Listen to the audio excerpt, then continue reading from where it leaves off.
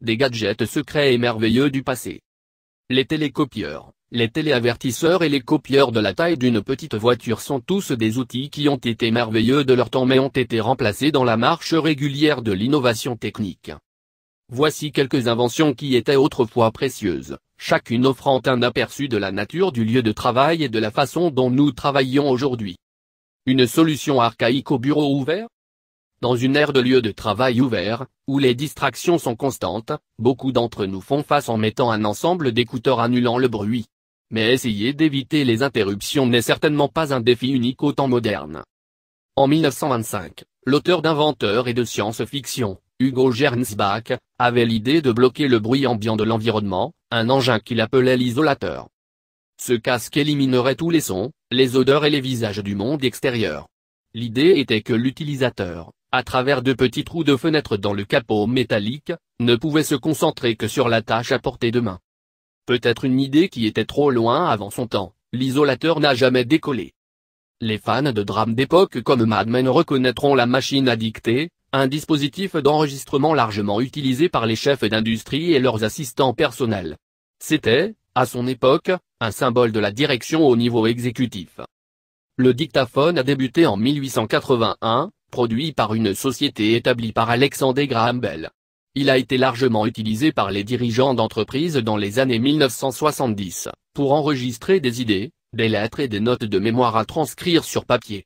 Les premières machines enregistrées sur des cylindres en carton et des machines à ruban ont été introduites dans les années 1970.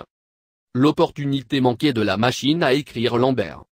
Un Français qui a immigré en Amérique, Françoise Lambert était un tinqueur en série qui se trouvait rarement sur une seule invention.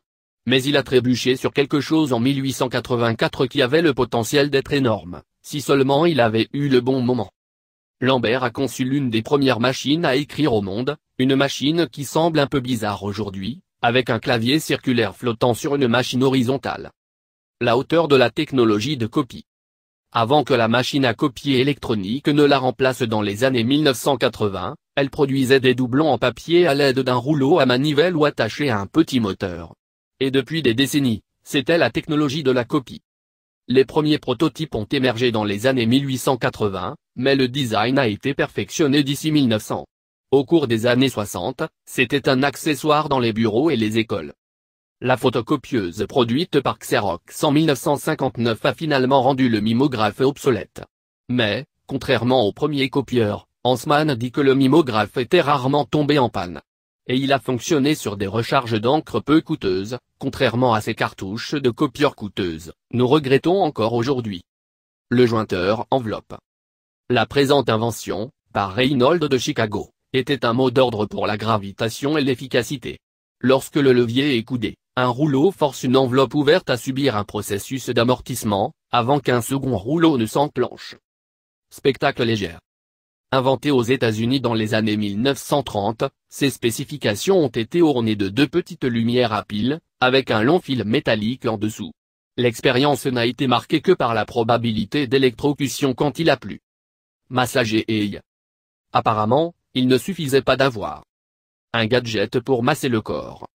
Dans les années 1920, il a également été jugé nécessaire de concevoir un mécanisme pour masser les globes oculaires.